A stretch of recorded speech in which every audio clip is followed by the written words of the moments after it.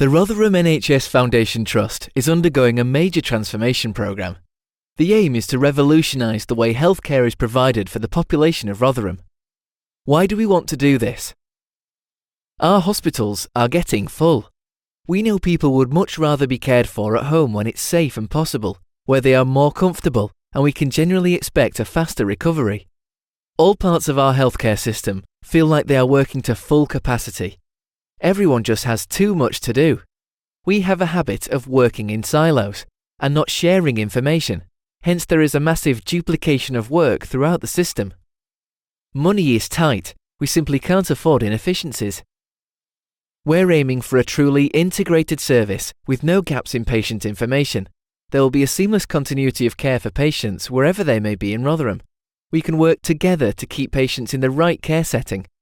By focusing on the needs of the patient, enabling better links between healthcare professionals, and ultimately providing care closer to home, we can reduce unnecessary workload for all professionals throughout the network and achieve a better quality of care for our communities.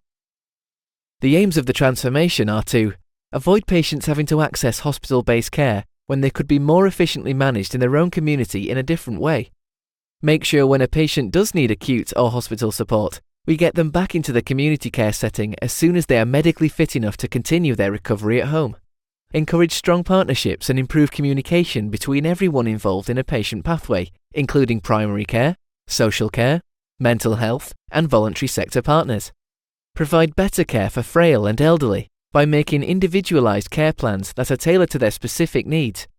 Enhance our end-of-life care by working with other agencies to ensure effective plans are put in place that meet the needs and wishes of patients and their families.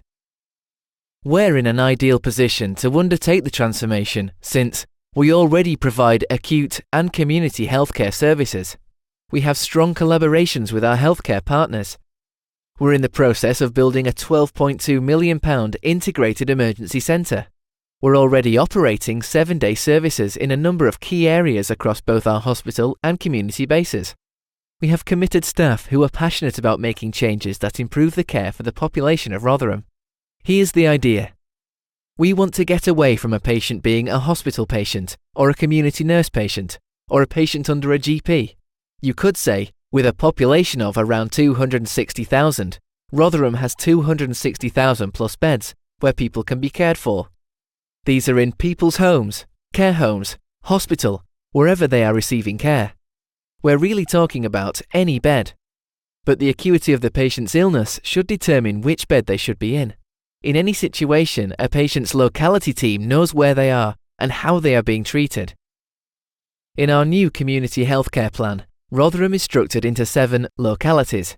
Each locality will have its own local network of GP surgeries and community care settings, with the support of a dedicated multidisciplinary team, or MDT, specific to that locality. The MDT is made up of GPs, a community matron, district nurses, community nurses, therapists, social care workers, a hospital physician, and the voluntary sector.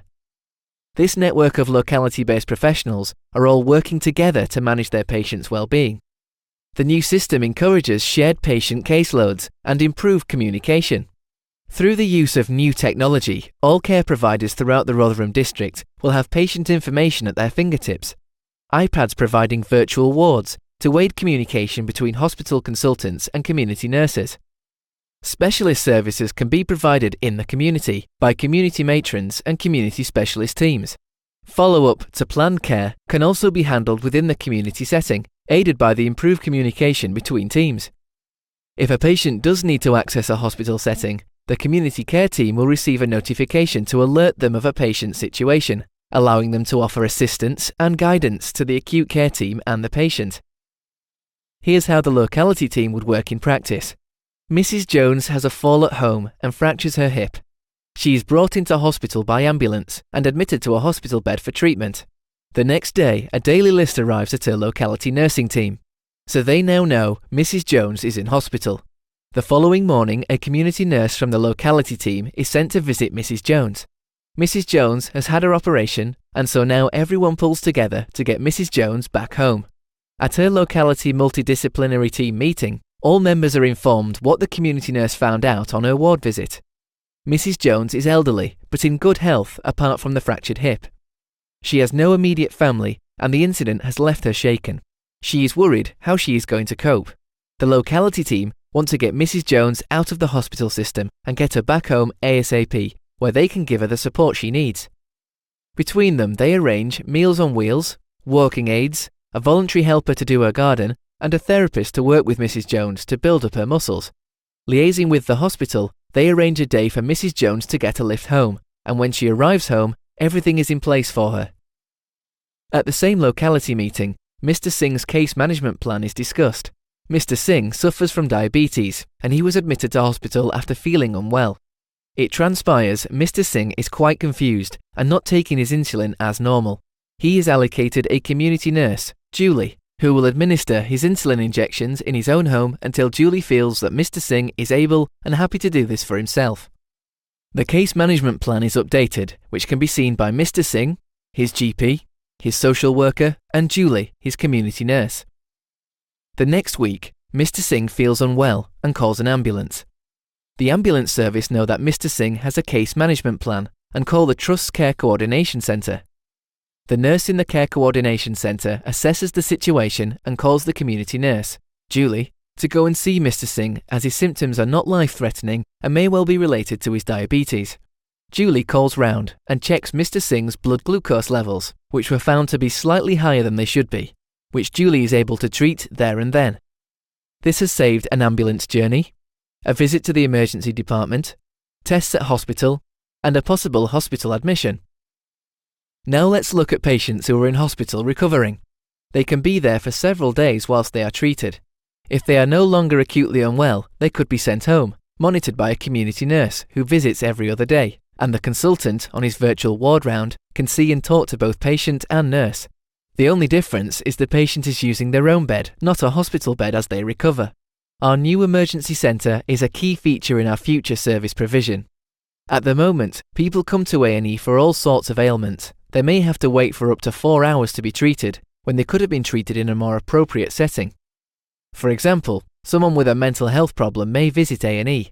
Their assessment could be complex and prolonged, and currently they will be treated for their immediate issue, and a referral will be made to the mental health team. The team, particularly if it's out of hours, could take several hours to respond. In the new emergency centre, a team made up of nursing, therapist, mental health, and GP are all under one roof.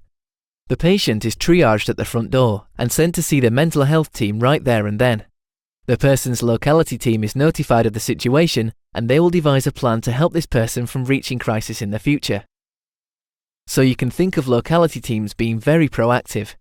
They would set up local clinics.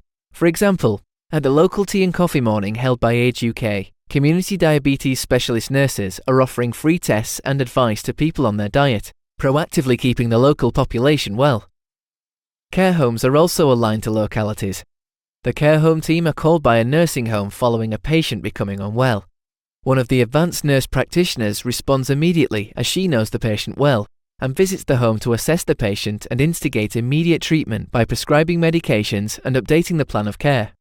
The nursing home feels supported and the patient avoids another visit to the hospital. Another patient does require admission overnight following an emergency, and the care home team are notified the next day and visit the hospital to help liaise with the staff and feedback to the nursing home. Plans are arranged and duplication is avoided. Whilst at the hospital, the care home team also follow up on 3 patients they know are for discharge back to their care homes this weekend, just to make sure that everything is in place and the patient is happy with the plan. Once back in their own home, the Locality GPs do the ward rounds, accompanied by a community matron. A community physician provides virtual support to ensure everything has been handed over. Following this review, the community physician continues their daily ward round of the community hospital patients. The community physician will attend the weekly multidisciplinary team meeting to ensure the plan of care is being followed. They will have access to hospital and community records. The multidisciplinary team will identify any patients who require review, and following discussion, a timetable for review will be generated. The community physician will then attend the community respiratory clinic to provide support to the education programme. The future of community healthcare for Rotherham centres around Locality teams working hard to keep patients in their own homes, keeping them there and keeping them well. How this might work out can be imagined more clearly if you visualise the whole picture. Full locality teams of GPs, community matrons, district nurses, community specialist nurses, therapists, advanced nurse practitioners, care homes, hospital physicians, social care workers, mental health workers, and the voluntary sector. They have the benefit of virtual wards and shared case management practices to support their services. Increased support in the intermediate care settings, providing step-up care from the community and step-down care from the hospital. An increase in the size of our acute medical unit to care for patients that require an acute medical assessment, supported by the integrated rapid response team. This would also include both an ambulatory care unit and a facility to assess and manage frail elderly patients. In many cases, this will avoid admission to a hospital bed as well as facilitate safe early discharge. Also, as part of our commitment to privacy and dignity, we are making more of our wards same-sex. All of this is provided over 7-day services. It's a big change. Our challenges include recruitment of clinical colleagues, integration of appropriate IT solutions, encouraging teams to work in new ways, and integrating more closely with our partners. This plan is already well underway. We need your help and support to make the vision a reality by 2017. Thanks for watching.